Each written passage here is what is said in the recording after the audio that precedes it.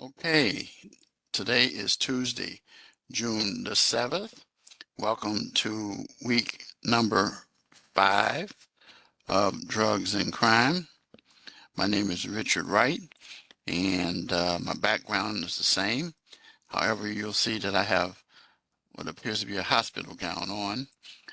And the reason why I'm at the hospital, I've been here since Saturday. I had a heart attack, and so I almost didn't make it on Saturday, but thank God I'm here. I'm still in recovery, but I wanted to make sure that I gave you details and information for your assignments for week number 5. So you'll have those earlier. And remind you to make sure you follow the module, the rubrics, and what I say in the lecture to maximize your grade. Many times, most of you fail to do well is because you don't follow the instructions. And that's the key to getting good grades in this class. The rubric is a guide to help you to stay on track. And when you don't, it lets you know harshly, like particularly when you don't cite sources.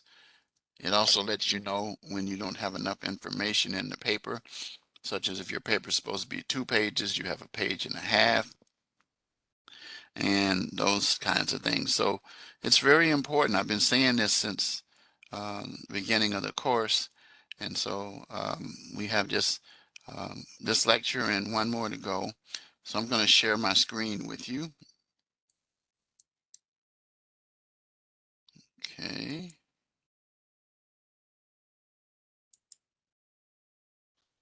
All right. So here you see um, the great book, and you'll see that I have for the grade and one assignment for week 5 that's coming. But I got 13 discussion posts, and I got 7 grades for week 4. I hopefully have those completed by the end of the week for you, the way that I normally have been. But I'm operating under a different situation, just trying to make sure we get you all completed. So let's take a look at the calendar. Feel free again to reach out to me, as I've been telling you since the beginning. Even though I'm recovering, you can still reach out to me. I will respond. So the initial post is due today by 11:59 p.m. and then your lecture is at 7 p.m., but I'm giving it to you a little earlier. Your discussion post is due Saturday the 11th. And then, of course, your written assignments are due on the 12th, which is Sunday. That is your live classroom phrase, as well as the quiz. And then you will see that the last lecture takes place on Tuesday next week, and that the course actually ends on the 17th. That is the last day of class, not the 18th, not the 19th. So all assignments that are not submitted by the 17th will not be accepted. Okay? And you know, if you are behind where you are, be aware that at this time you can't submit assignments from week 1 to 3 anymore, because we're past the 7 days for that, unless you've made arrangements with me previously. I don't recall anyone who's made arrangements with me. So the key thing is for you to make sure you get these last assignments in, especially weeks 5. And then, as I said, week 6, if you don't get it in on time, I can't accept it anyway unless you have an extension that was granted by me. All right. So I wouldn't email me for an extension. I would text or call about it, and then I will not grant an extension to a student who has shown me in the past not getting assignments in.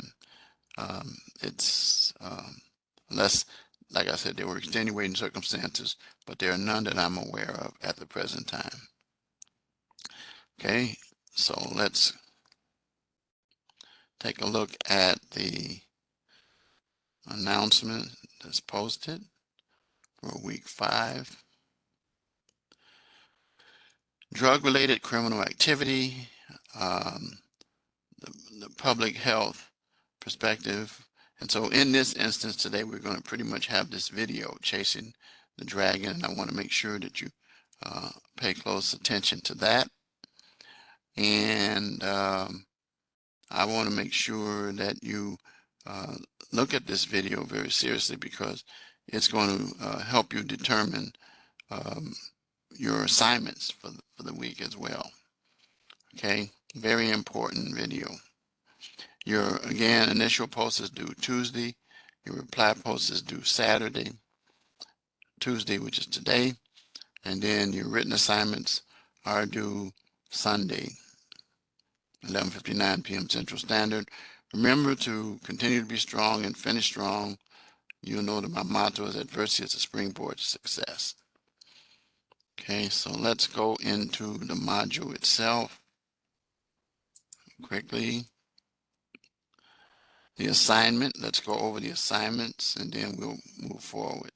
So remember, each week you're using that scenario that we started using about Dave's circumstances in week 1. So for this week's assignment, you're going to address drug enforcement policies on recidivism, discuss the probability of Dave reoffending, and explain the long-term impact of drug enforcement policies on public health. And discuss how drug enforcement policies impact recidivism rates and examples as well. Provide credible sources in the body of the paper. And then it's a 2-page, double space. Remember, people, double space, APA, cover page, reference page, and it must be in the form of a Word document. Here is the rubric. Let's take a look at that. So if you don't have any citations, you're going to end up in emerging. So you're going to exemplary description of drug enforcement policies that deal with Dave, public health information literacy, recidivism rates affecting Dave, and again, like I said, provide credible sources, and it must be at least a 2-page paper, double space, people, not single. Very important. Okay. I'm going to send you some information at the end of this that you can use to concerning this week's lecture. And then the discussion posts, the question is whether we deal with incarceration or treatment is best. And you're going to read this information, and then you're going to conduct research, learn about alternatives to incarceration for drug-related crimes. And then it tells you in your first post, identify and discuss alternatives that you would believe would be better. Provide details concerning that. And then that initial post is due today, Tuesday, and reply post due Sunday. Saturday.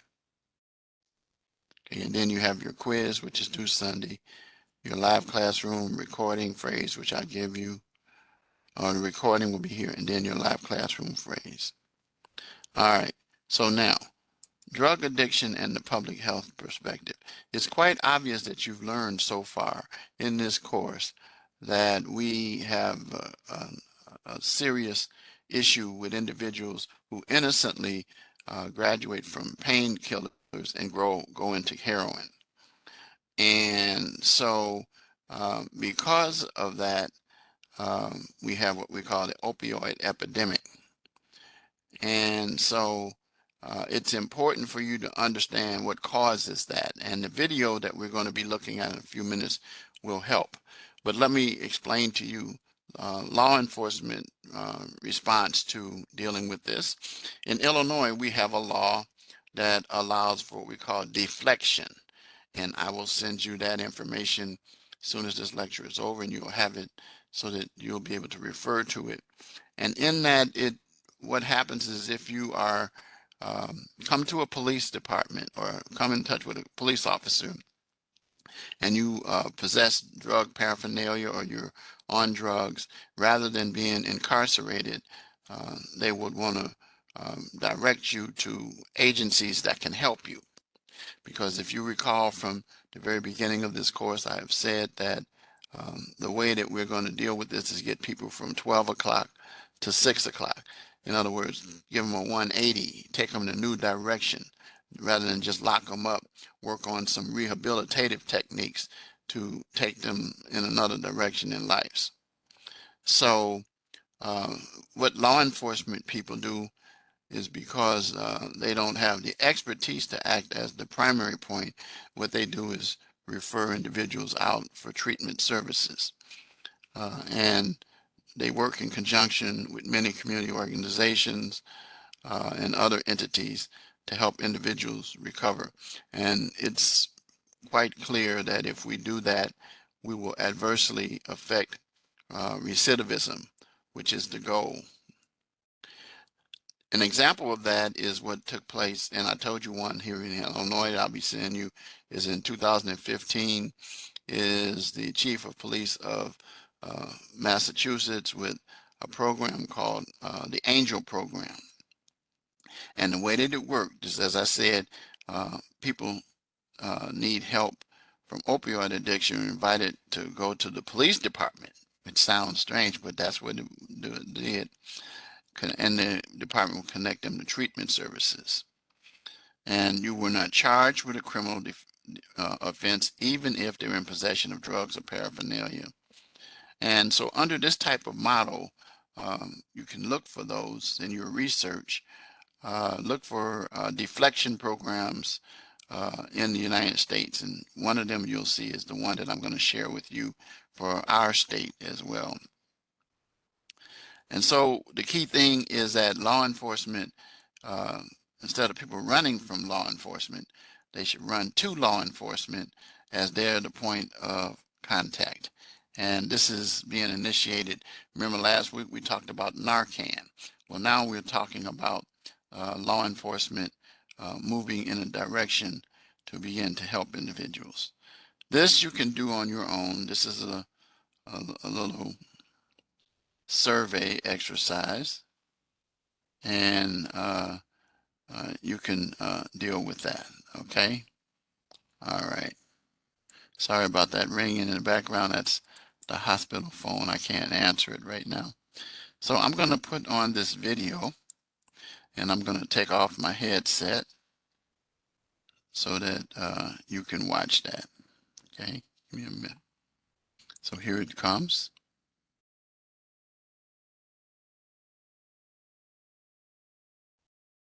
And it's called Chasing the Dragon. It's going to have closed caption, so pay close attention to it.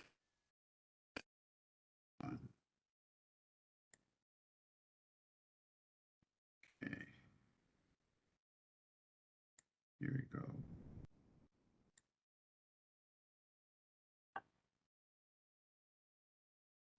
I didn't care. I didn't think about it. I just did it. Once we started getting high, it was done. She was 17 years old, and the only way I knew about it is because she was arrested.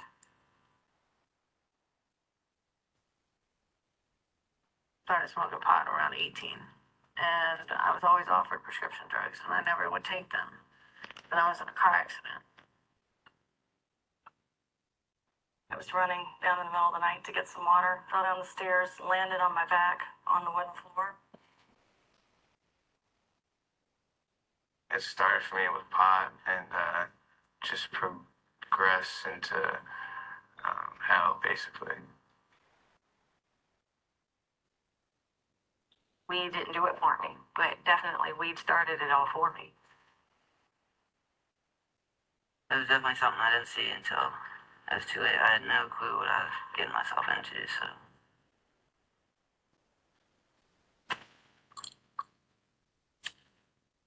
Started taking 3 at a time, and then I was taking 4 at a time, and then I started taking. I became addicted. It's not just a drug. $500 going to She was a convicted felon at the age of 18. I had maggots in my leg. Turned to prostitution. Family. Married, mother of 3, and I'm tripping. take the hell back. It's not just a little pill. It takes control. I started using heroin. Same heroin that just killed me. You can't go back and say I'm sorry. It will win. It will get you. Her sister found her. Died in her sleep. My daughter. She's dead. Being addicted to opiates is like chasing a dragon. You're constantly seeking that first high. But what's going to happen if you actually catch it?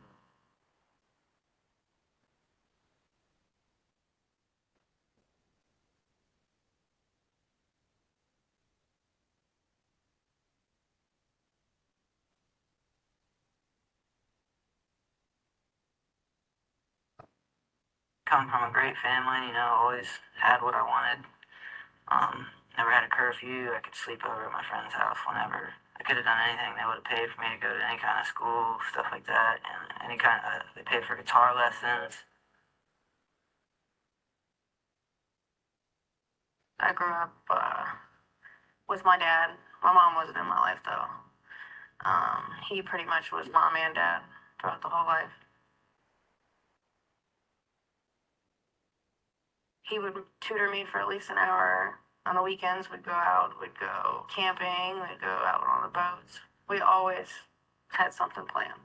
She started in gymnastics when she was like a toddler. And she was a cheerleader through middle school, high schools, and she was also a competitive cheerleader. She started competing probably in 7th grade. She was a very good student. She was in AP classes, AP honor roll. Worked myself up through the years with minimal college to a position I worked as a corporate account executive. I was making about an average of $122,000 a year. Things were pretty good financially. We were secure. Kids were happy. We had no real issues. Dad was military. Mom was Korean. Everyone I grew up with was the same way. Everyone's parents was military and Korean parents, Korean mom. No, I did martial arts, ballet, gymnastics, did all kinds of stuff. I did piano lessons. I was an honor roll student, always went to school. I was like 3.43, grade point average. I had a great childhood, great family. We did a lot of camping, a lot of fun stuff, going to the beach, camping at the beach. Very active in scouting, Boy Scouts, and something my father, me and him did together, a couple days before my 18th birthday. I actually got my Eagle Scout, which was a big accomplishment for me. I met my first husband when I was very young. I was 13. And then we got married at 17. So I got to grow up pretty quick. I was 22 years old, and that's when everything started. I got pregnant with my youngest daughter. Once I had her, they gave me Oxycontins. That was the pain medicine. From then on, that's where my addiction started.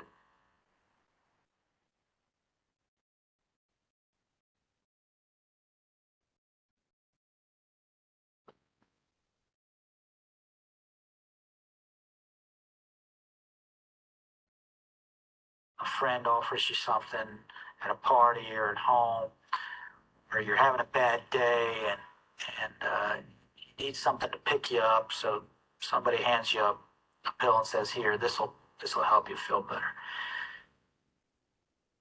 That's how this problem always starts. I was at a concert, and I was 15 at the time, and I was drinking a beer, so I got a possession of alcohol charge. I got put on probation, so I couldn't smoke pot anymore. So I started to panic, and then somebody approached me and said, "Well, here, try this," and it was Oxycontin 80. So I was hobbling into work, and the young lady that worked there used to be a pharmaceutical sales rep, and she had some samples of things, and she said, "Katrina, have you gone to the doctor for this yet?" And I said, "No." So she said, "Well, I have these things. Take one, not more than that. Go home, take one, And I had a habit every night where I'd go home and have a glass of wine. So I went home that night and I took what she gave me, but instead of taking one, I took two because I didn't even know what they were. And took the two, had my glass of wine, and all of a sudden it just triggered something in my brain, and then I would say I became addicted that day. I think the new friends had a really, really big impact on, when she got to that fork in the road, you go left or you go right. And I think at that point, the friends helped pick the road that she chose. This sounds really appealing. I'm going to try that. But I guess what most people and most kids don't understand is, when you try something, you're not trying it. It's your new path. I just like the feeling of certain things being high. It wasn't like I'm depressed, so I'm gonna take this to make me feel better. It was kind of like I'm feeling good. I'm gonna try this to see if I can feel even more better. Started taking 3 at a time, and then I was taking 4 at a time, and then I started taking like 6 at a time. And then I went from taking them orally to shooting them. And that was the end. I went back to the doctor a couple times and got him to refill the medicine to the amount that he couldn't refill it anymore. So then I started buying Oxycontin off the street. From there, Oxycontin started to be more expensive and harder to find. A girlfriend of mine introduced me to heroin. I could get a whole lot more for a whole lot less. And then once I shot up the heroin, that was it from there. My addiction took off, and my daughter was 7 months old when I became physically addicted to heroin intravenously.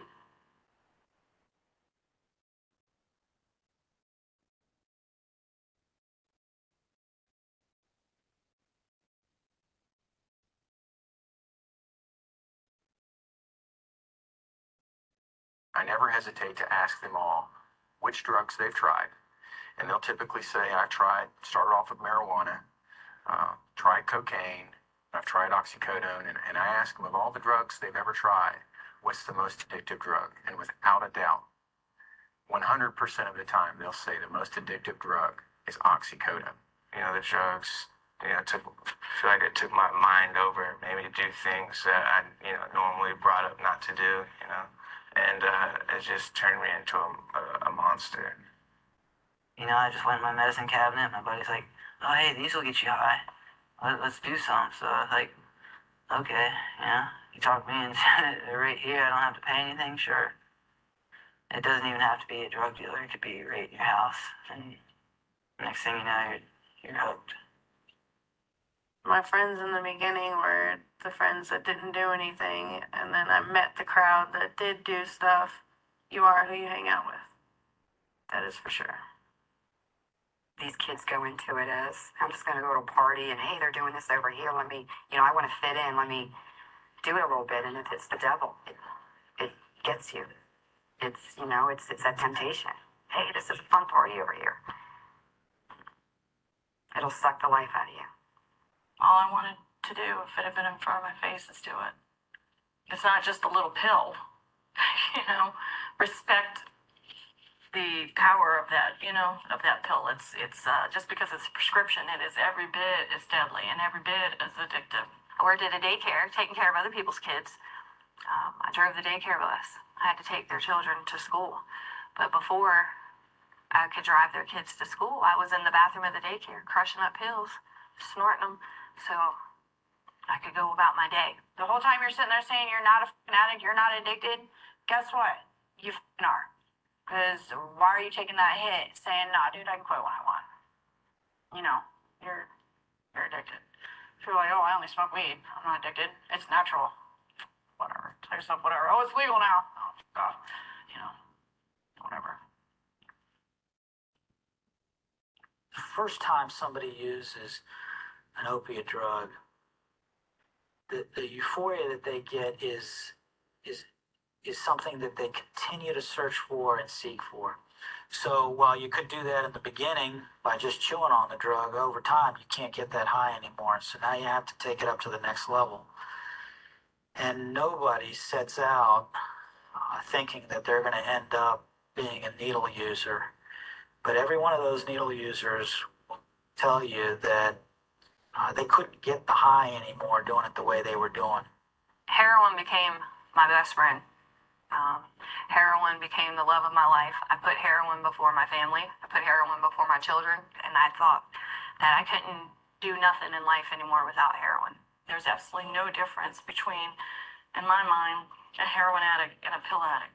We both will do anything to get it, break the law, do whatever. You're both addicted. You both go through the withdrawals. You both go, it's the exact same thing. It's everywhere.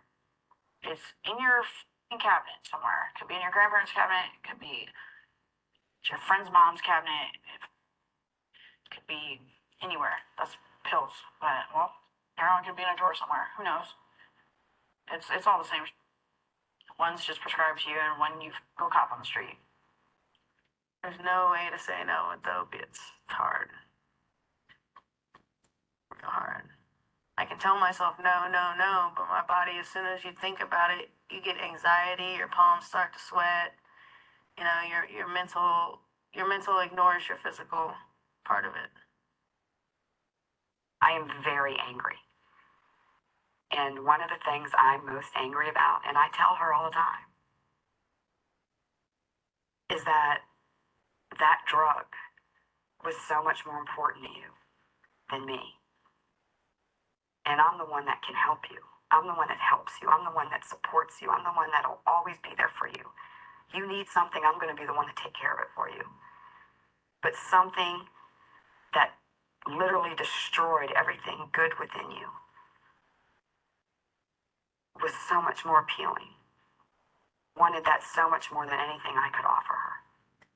And I'm angry. I am angry about that.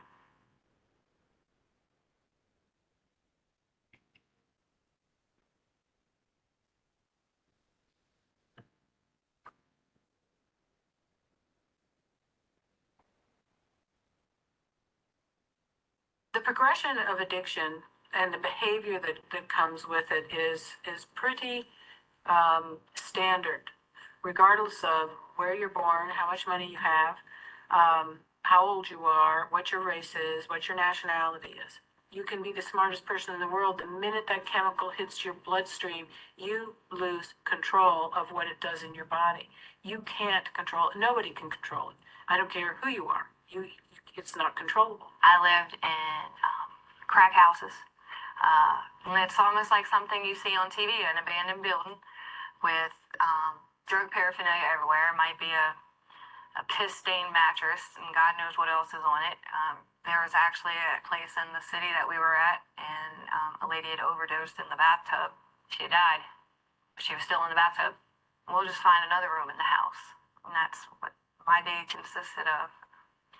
It became my full-time job. The needle was my boss, a very demanding boss. Your whole day revolves around it. You go to sleep doing it, and you wake up doing it. You know what I mean? It's like some people smoke after every meal they have. No, you're doing a fucking shot. It's a never-ending vicious cycle. It's the same thing over and over and over. You wake up, all you want to do is find out how you're going to get something. How you're going to get it. You know, it's kind of stupid if you think about it, because I'm wasting all this money, stealing from my family and my friends just to do a drug and fall asleep, you know? And then I wake up sick, so I'm like, crap, now I gotta do it all over again, you know? You're still chasing that first high. So, you know, in order to be high, you gotta at least be normal. And to get there, you gotta at least do enough to where you're not sick anymore, so. Well, usually, if I had stuff the day before, I'd always save a bag for the morning time, so when I wake up, I could get well, and I call it that because in the end, I wasn't using to get high anymore. I was using to stay well, so I wasn't sick. You know, I'm not even getting high. I'm just trying to, you know, be able to get up out of bed. You know, my head was always in my lap. You know, I feel like I've missed a couple years of my life because there's a lot that, you know, it's just a fog, black fog, because, you know, really wasn't there, you know. My addiction level was so bad that I couldn't even function without 40 pills a day. I was ill, like literally every 4 hours, the chills started setting in. And I would wake up and I woke up sick. That's the way it went all day long.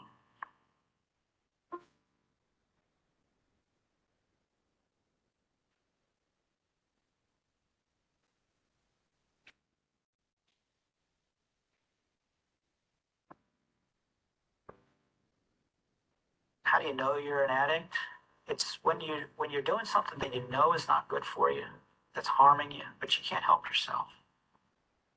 When your relationships are starting to fall apart around you, and you don't care, the only thing that's on your mind is about how to get the substance and how to get to the next high, you're an addict.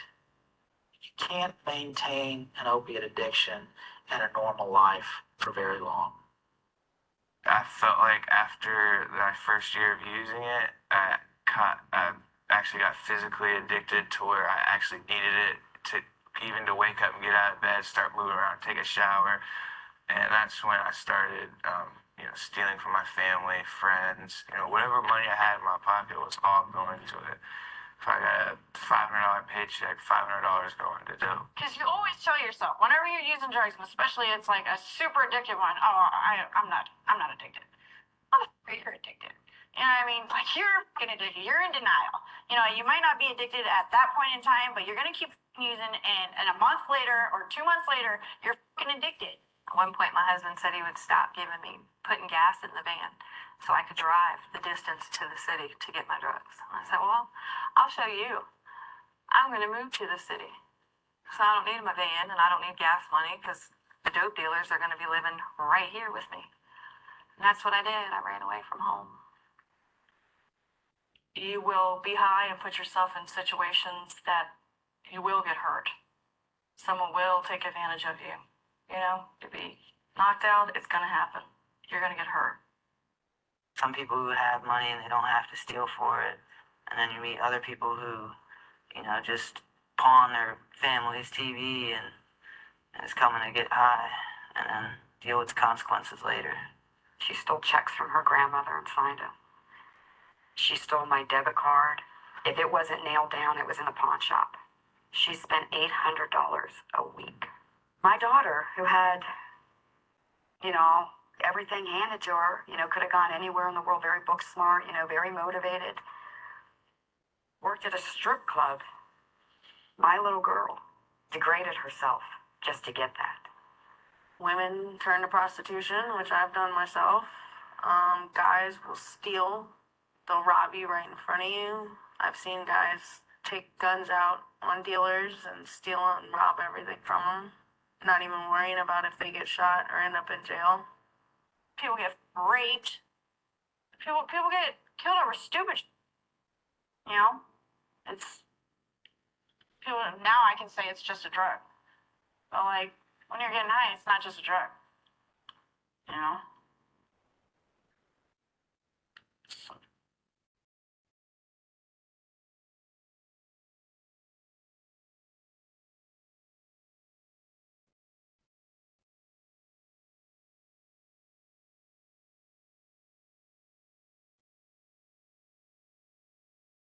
Best thing that can happen to someone who's addicted to oxycodone is that they can be arrested.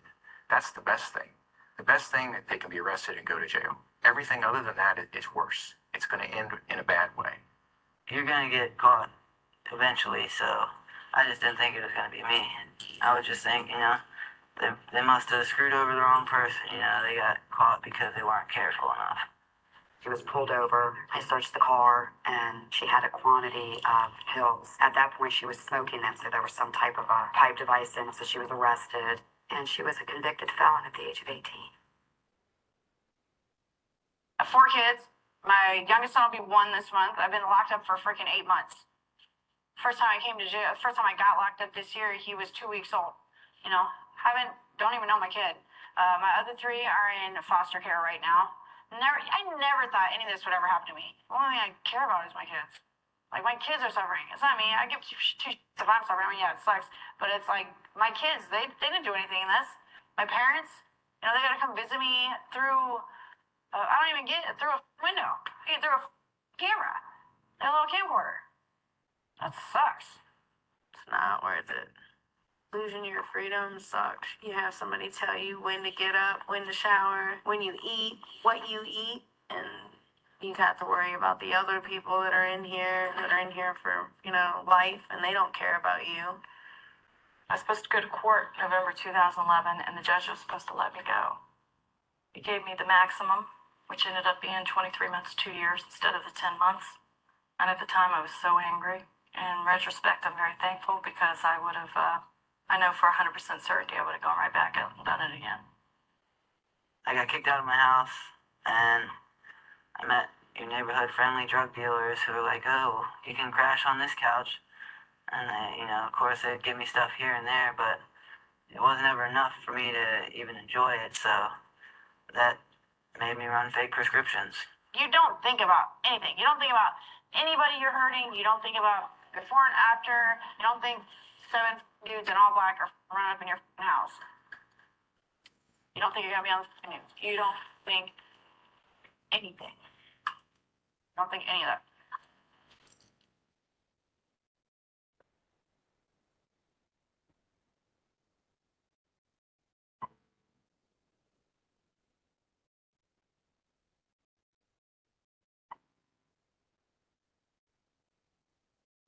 Every generation seems to have their drug of choice. Unfortunately, this generation seems to have found prescription opiates as that drug of choice. And even more unfortunately, the consequences of those drugs are far more devastating than anything else we've seen in the past.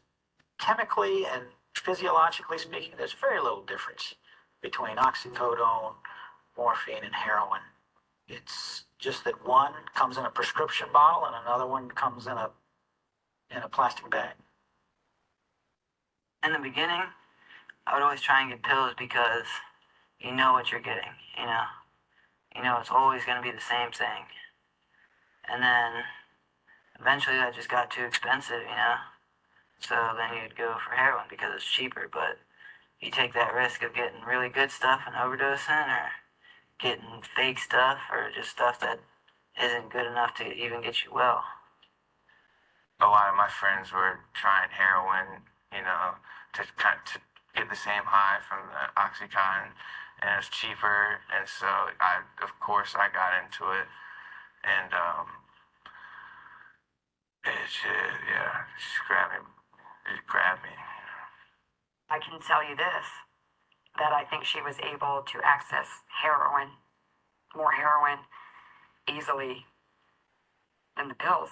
When she was using one or using the other, she was the same horrible, difficult person. I always said that I would never touch heroin ever in my life, and it was prescription drugs that led me to try heroin. Prescription drugs are the same thing. It's an opiate. You can get 4 shots for the price of 1 pill, and it's a dirty drug because you never know what you're going to get. People can cut it with something that can kill you. That's how most people overdose, is that it's cut with something bad. The doctor asked me, he said, where are you getting your heroin from? I said, I'll never tell you who I'm getting it from. He said, I don't want to know from who. He said, I want to know from where. And he said, well, let me tell you what you're shooting at. He says, you're shooting scrambled heroin. And they are using meat tenderizer as a cutting agent. It's not like, a bag of heroin comes with ingredients on the back. And of course, you trust your drug dealer that he's going to just, keep you coming back to him. But he claims he didn't know either. That's how he got it. But, yeah, so it eats everything away underneath. In here, they shoot a meat tenderizer, and they have, big, blue, black marks. I'm like, what the f*** is that? I'm like, oh, that's meat tenderizer. You've got a few of them. What do you mean? You didn't learn? No, you don't learn, because you're trying to hide. It doesn't matter. A lot of my friends have had abscesses. They might get a staph infection, which turns into MRSA, or, Hep C. And, if that's your only needle, that's your only needle, so you're going to use it again. At one point, I had an abscess in my leg that was so bad. I had staph infection. My leg was 4 times its normal size. When the doctors cut my leg open to clean it out, I had maggots in my legs. They were eating the rot, the infection. that wasn't enough for me to quit. As I was admitted to the hospital, they gave me a PIC line, which is an IV line. I had the dope dealer come into the hospital and shooting heroin into my IV line. I have contracted hepatitis C from sharing needles with people that I don't know who. I shot up toilet water because I didn't want to spend any money to go buy a bottle of water. So we would stop at public restrooms and use toilet water to mix with it to shoot it up. Rainwater at the side of the road and suck it up in the needle and shoot our dope. I didn't care what it was going to do to me later on. Just I wanted the feeling of it right then and there.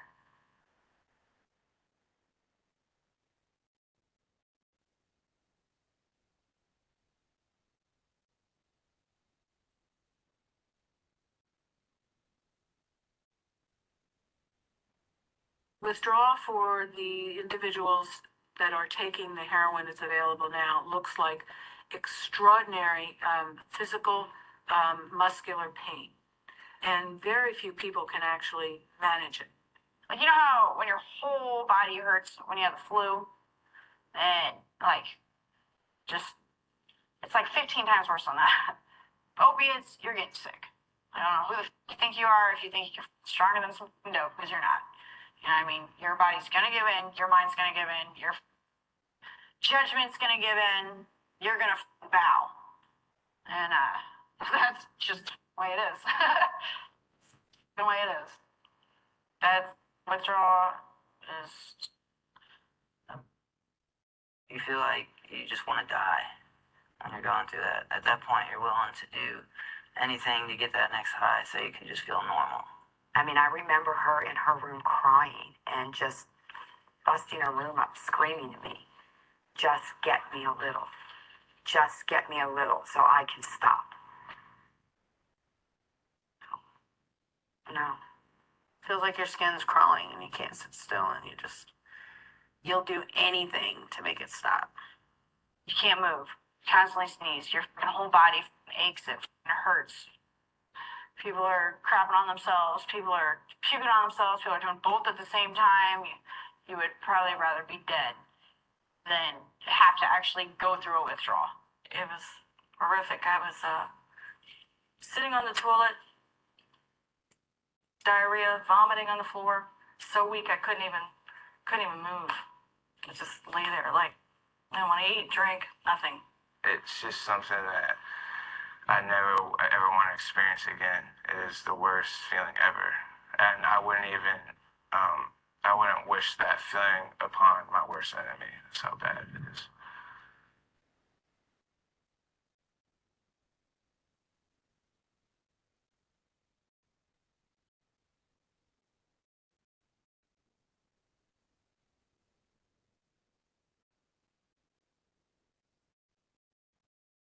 Every day I come to work knowing that somebody died.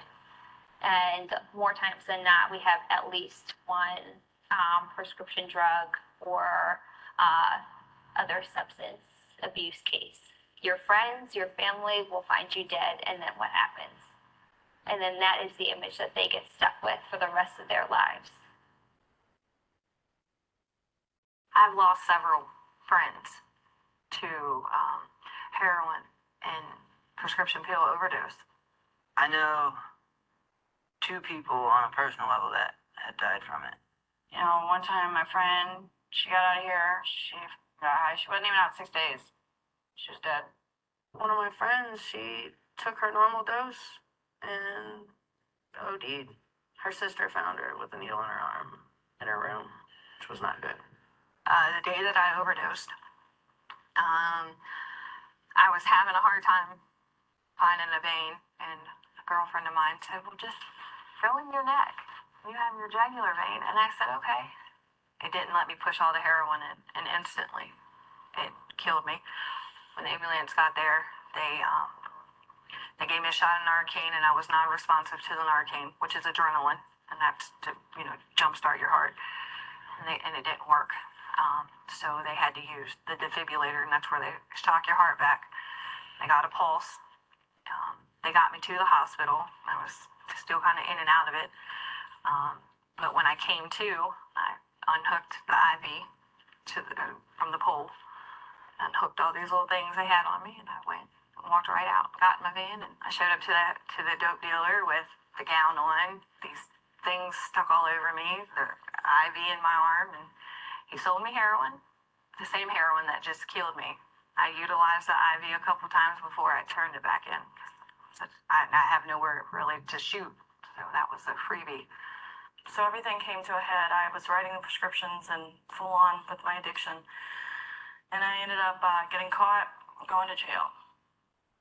And while I was in jail, my daughter got involved with some friends. From what I understand, her friends were all doing prescription pills. I had no idea. I didn't even know it was a problem. I just thought it was my problem.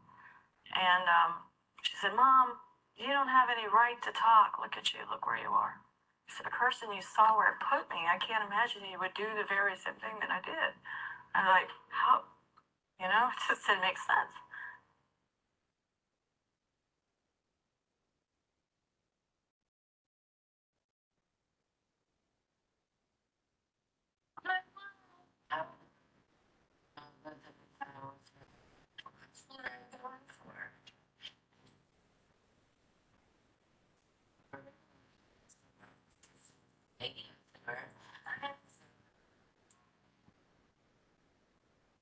Next thing you know, she got arrested.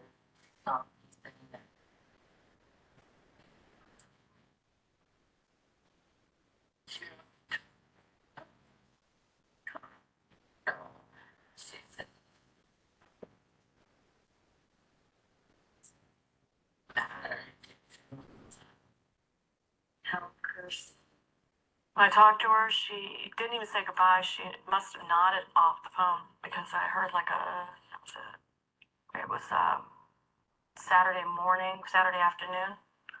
I was in the jail and they came down and told me they needed to see me. And I went up and because her father and I were both arrested for the same thing, we were both there. So I saw him coming.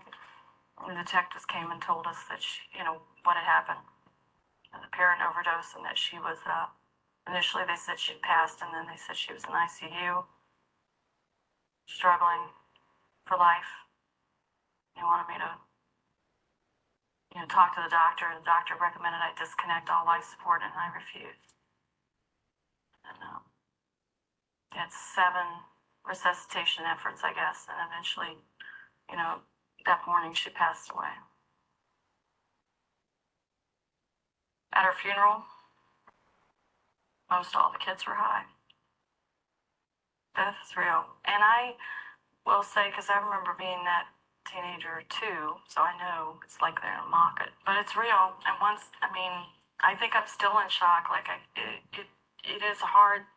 I don't even know how to put it into words. Maybe that's why I'm able to deal with it, because it's so mind-numbing. That someone you love that much. She was my first love. But when you love that much, you can lose like that, and you can't go back and say I'm sorry or set a better example or talk them out of it, and I know she didn't want to go. I know that's not what she wanted.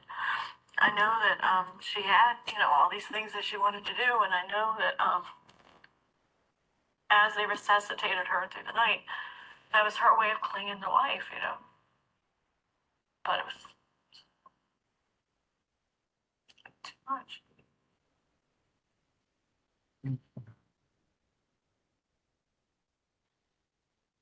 I love my children more than anything in the world. I will walk through fire for them.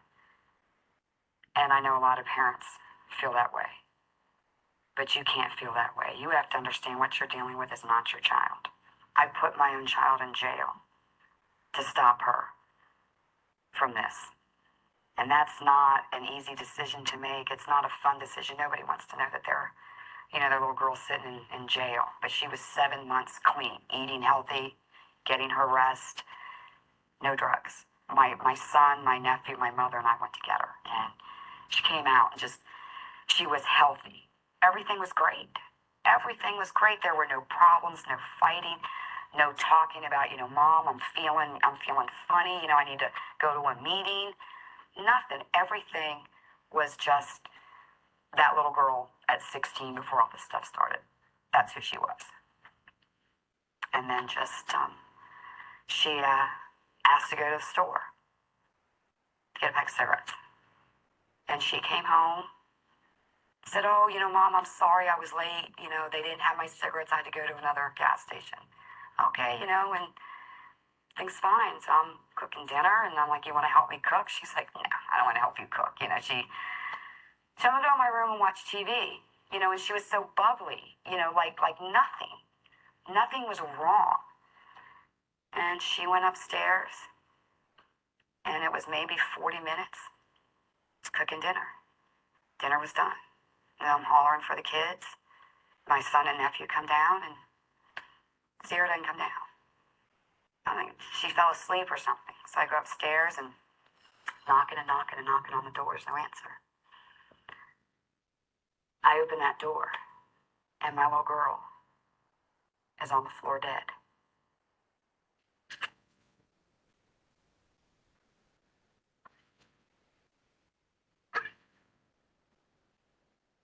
And I remember when I pushed on her chest, I heard that last breath. I heard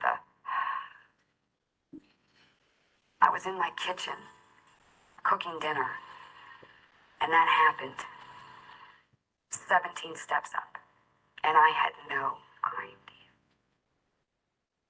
idea that when she left this house, that was going to happen. And I spend my Sundays looking at a gray headstone in a patch of grass. I will be spending my Christmases there, her birthdays there, all my holidays. Because she took that wrong turn. My girlfriend Sierra, she passed away a year ago this month, and from heroin. And that's a constant big reminder in my head that if I even pick this stuff up once, it's gonna kill me, And there's not a day that goes by that I don't think about her, and not morning that I wake up that I don't wish that she was laying there beside me. She was my best friend. We went to high school together.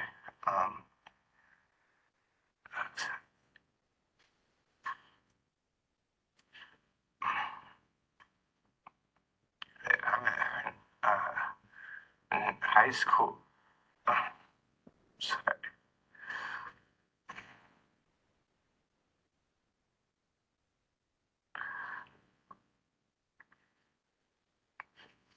I did miss her a lot. I wish she was still here with me.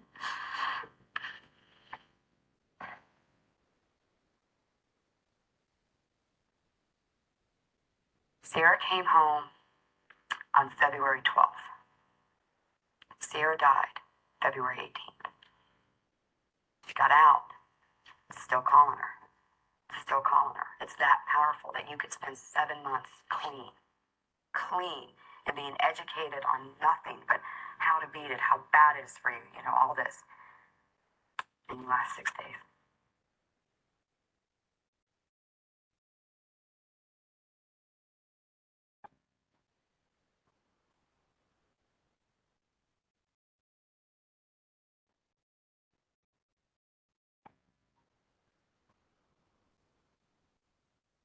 The spiral down is so fast. It doesn't take much. And I lost everything. I lost my daughter, first and foremost, but I lost pictures, every material possession I had. I had never been in trouble in my life. I'm now a felon at 41 years old. So all that work I did, all those dreams I had, it's like I'm starting over again with a huge weight on my shoulders. All for a pill.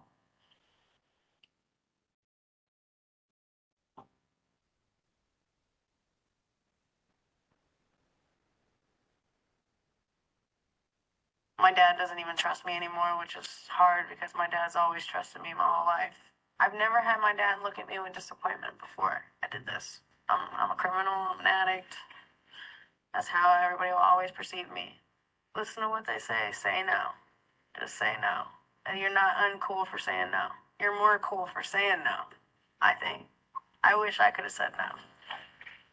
If I could go back and do it all over, I would definitely go back and say no.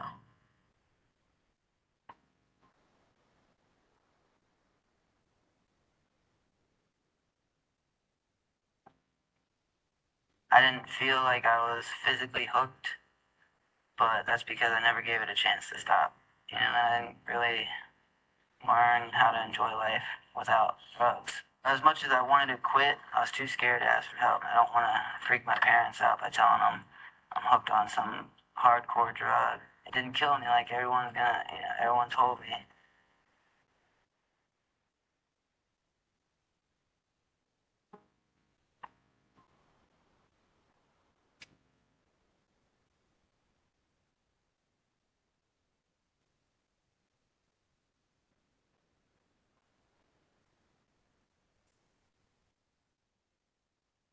It's not worth it. And it will get you. You're no different than anybody else. It will destroy your life. You will end up in a jail, you'll end up dead, or you'll be in some crazy institution for the rest of your life. And that's serious and that's for real. And it took me coming to jail and being incarcerated. And it took me missing my mom's funeral, missing my children grow up. It's taken all of this because nobody in their right mind would turn their back on their dying mom for a drug. I want to be that loving and caring mom that my mom was to me, to my girls. I don't want them to hate me, to resent me. I don't want them to be embarrassed by me anymore.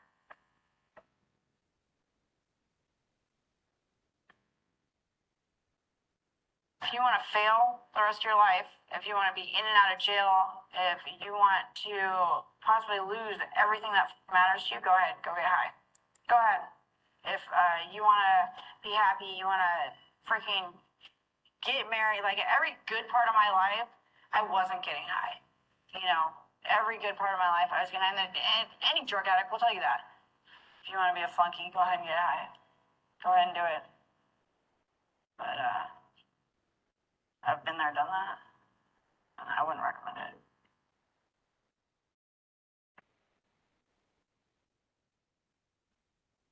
Sierra did not take life for granted until she started using. It is much stronger than you, and it will win.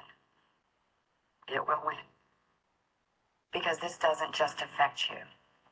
It affects everybody in your family for the rest of their lives. That we're the ones stuck here, missing you. And there's help out there. You gotta take it. Don't think you can do it alone, because you can't. And your parents aren't the enemy. They just want the best for you.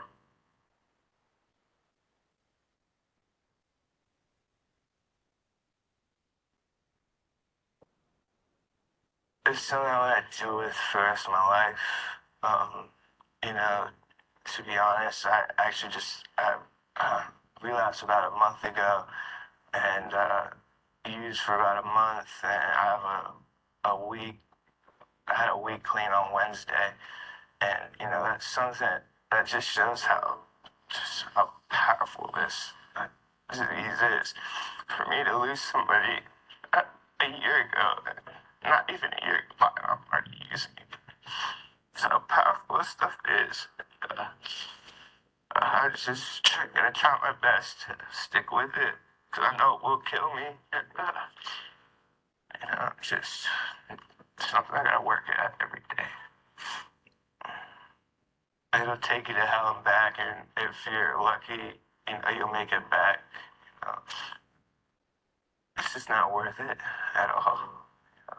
If I could go back, and if I knew what I knew now about this, and if I could go back, I would do it all different. Starting with that first pill, I wouldn't touch it.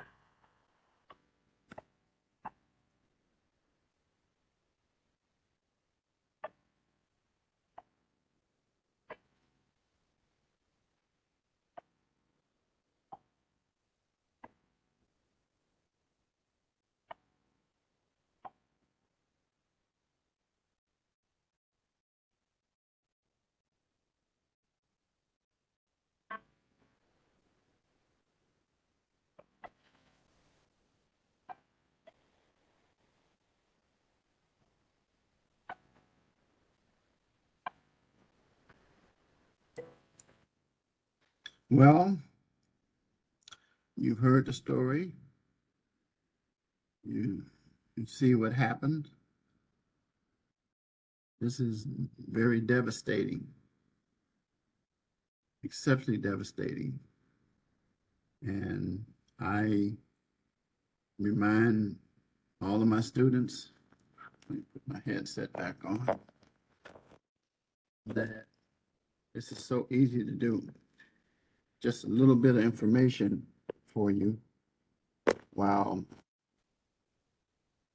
I was in the hospital, they wanted to give me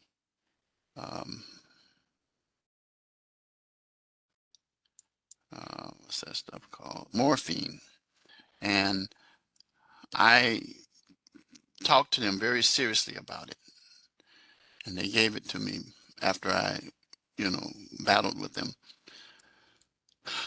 But I'm not going to be taking stuff after this except the stuff that I need to take,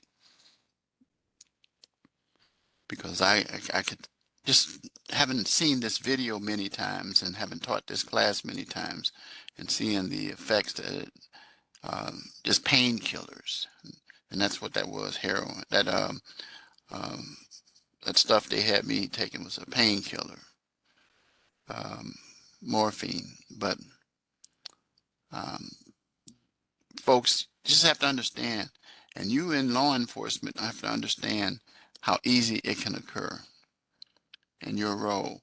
I shared with you last week about a guy who came to Rasmussen and spoke with us about that. And I gave you his book, From Dope to Hope, Tim Ryan.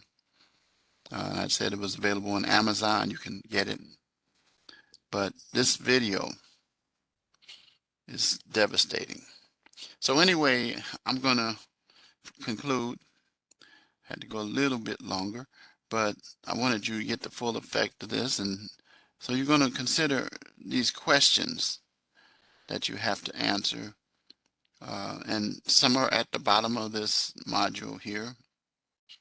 What are the correlations between prescription drug and opioid addiction? What are the ways the people in the film got hooked? How did you learn about how fast someone could be addicted? Just like that. How do people in the film describe their routines? And what were the main reasons users switch from prescription painkillers to advancing to heroin? And then finally, what were the health consequences of opioid? Death. Death. That's it. Well, I'm going to say good afternoon, good evening to you. I'll see you next week with the final lecture for week 6. Oh, you can probably guess what the phrase is. It's right in front of you. Chasing the dragon. Give me that.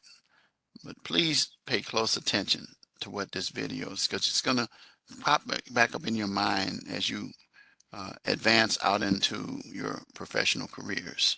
So, all right, so you guys take care of yourself.